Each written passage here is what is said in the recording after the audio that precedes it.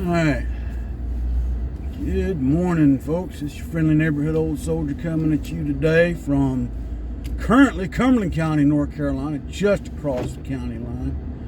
As I'm on my way to go pick up my daughter and my grandson, go and take him to get his second set of shots. And Papa don't like the idea of his little dude getting shots, but you know, gotta protect our children. And there are certain ones that I agree all children need. And so he's getting his second round today. I don't like it because he's going to come out fussy and he's going to come out crying, and Papa don't like to see him cry. That's just Papa. Alright, enough with the levity and the light news. Talk about something I saw this morning. And it really did cause me to cringe when I was listening to the story. It was an excerpt from the Dana Loesch show. Whether you like her or you don't, it's irrelevant to the story. I don't think she would put something out there like this just to put something out there. It's just because it's not the first I've heard of things like this going on that she was on this story. It refers to a school board in Loudoun County. I don't know which state. Whatever state's got Loudoun County is one of those. Where a father was banned from attending this school board meeting. And here's why. They're about to vote on a measure to allow gender fluid students to use the bathroom of choice. But prior to this, a gender fluid student that sometimes wore a dress, sometimes wore pants, sometimes identified as a male, sometimes identified as a female, had raped this man's daughter. And the school board denied that it happened. Now mind you, this man's daughter's a 9th grader, a freshman.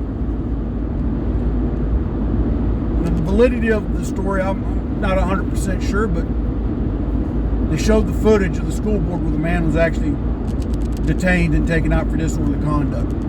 See, he showed up at the school board meeting regardless, because what they did, the student that raped his daughter, they moved to another school, and there's already accusations that he's already sexually assaulted another student at that school.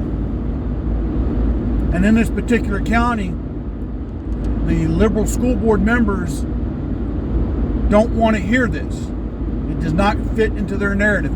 They don't want to believe that this can be happening. And there's in the clip, and I saw it on Falt's book, but anyway, you can probably check it out on the Dana Loesch show or website, whatever platform she's on. Either hot or cold for Dana. But the point I'm getting at is that in the clip they showed in the school board meeting where the sheriff's deputies tackled this man because he came in because they banned him, because they knew what he was going to say. And he was just pointing out to him that his daughter had been raped and the school board did nothing but sweep it under the rug. You see, this is the issue that I have with this. It's the same issue that the former governor of this state had with this. And it's the issue that ruined his political career in North Carolina.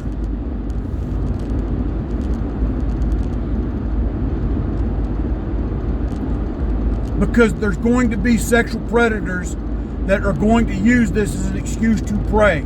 And it could have been the other way around. It could have been a female that identified as male, sometimes identified as female, sometimes doing the same thing to a male student. Yes, folks, rape of men does occur by women. But men are too proud to report it 9 out of 10 times.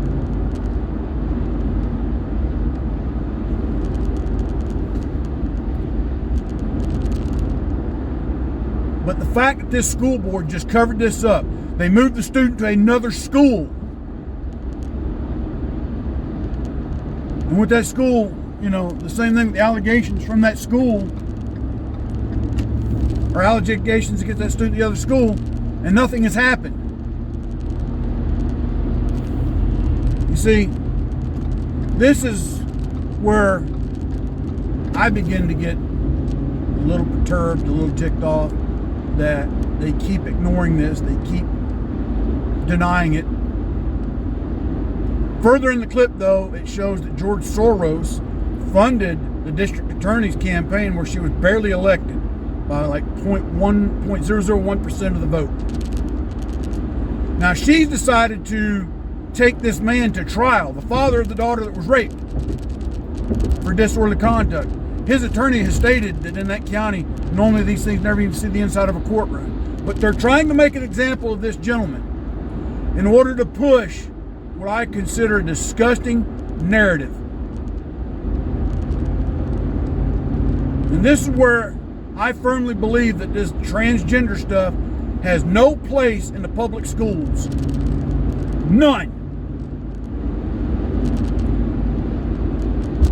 When that human being, what I'll refer to him as,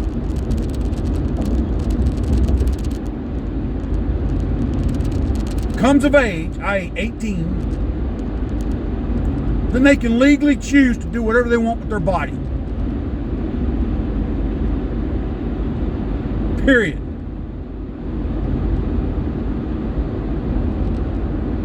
Until then, they need to be told, look, you're 17 years old. You're not legally an adult yet. You were born as a woman, and as a woman you'll remain until you turn 18. And then you can go and get your plumbing snipped. You can go do whatever you want to do. Oh, you were born a man but want to be a woman. When you turn 18, you can go to the doctor and get your junk cut off and have a pocket sewn up down there. And I don't mean to be vulgar, but that's just how my mind's set on this, you know. Because that's the other thing. A lot of these transgender men that want to be women are reluctant to go and just go ahead and get it whacked. If that's what you want to be, go ahead and get surgery. Be done with it.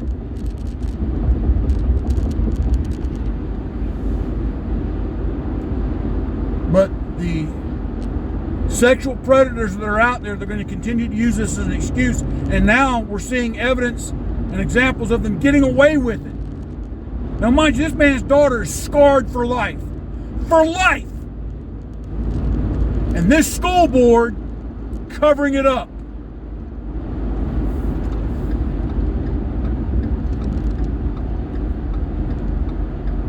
And it's disgusting, it's sickening, and it needs to stop. And it's only going to stop when we stand up. And mind you now, there's accusation that the parent, the father, is anti-LGBT. He's come out and said he doesn't care if the person is LGBT or not. He wants to know why the student was moved and not charged. Why the student was allowed to go into a female bathroom when biologically the student was a male.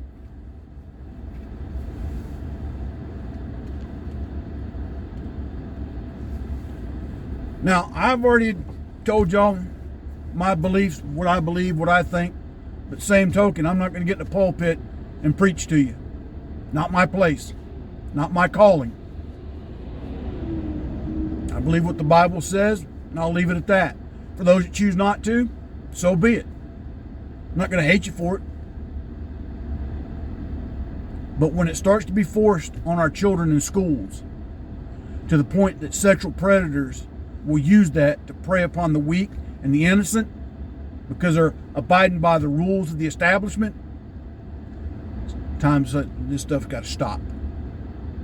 And I think this needs to carry on even into higher institutions of learning that are funded by the public. Now, what the private institutes do with their own, that's on them. But we have to afford our young men and women the protections that they have a right to. And this father has a right to have his voice heard and not shut out at a school board meeting because they're trying to push this agenda, which they did.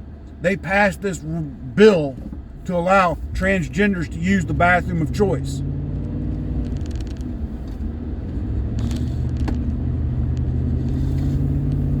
Folks, wake up and see what's going on. Pray for that father. Pray for that daughter. Because like I said, she's going to bear that emotional scar for life.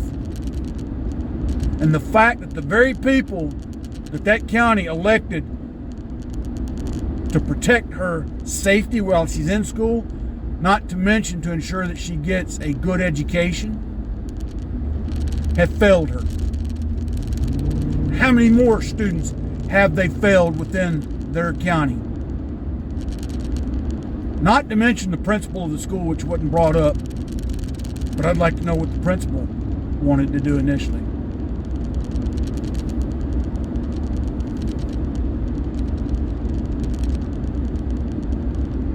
So friends, I'm gonna get off here. Like I said, I gotta go get my daughter and my grandson. Keep your eyes open. Keep your ear to the ground.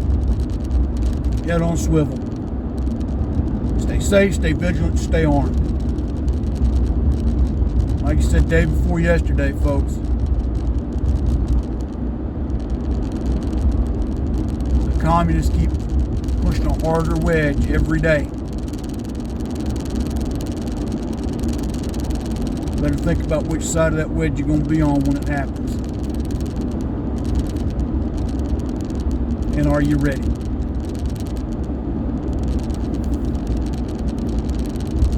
That being said, folks, God bless, take care, stay safe. And I will talk to you when I talk to you next. It's your friendly neighborhood old soldier. Out.